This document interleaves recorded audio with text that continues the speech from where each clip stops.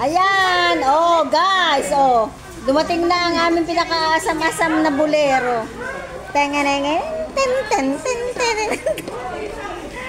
Ay, eto na.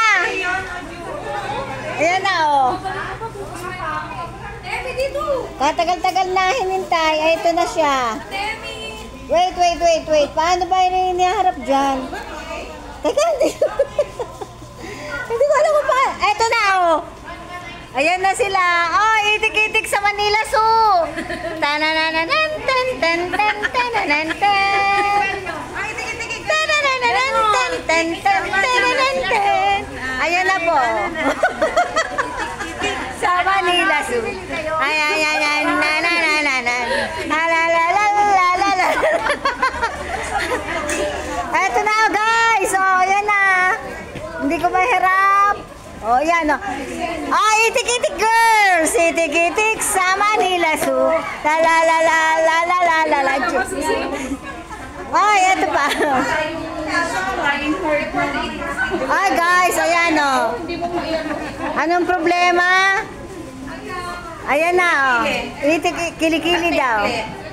Itik, wala siyang choice. Susunta sa Lunis. Malaki kami, tapos maikli ang aming buhay. Anong kilikili? Ayan, ako, Diyos ko po. Tagal-tagal hinintay, gary lang pala. Guys, ayan na. Itik-itik girls. Hoy, pumunta raw ka. Patingin sa mga konduktor. Doktor ng pa! Kasi, Bayan! bakit guys eh? Ay, mga konduktor. Ate, okay naman siya. Hindi, okay siya. Ayan o. Maganda. Ay, ang konduktor ng bus. Teka. Dalawa. 850 daw. Ayan na. Si Louie. O, ito. Ayan, mga konduktor. Konduktor ang dating, ah.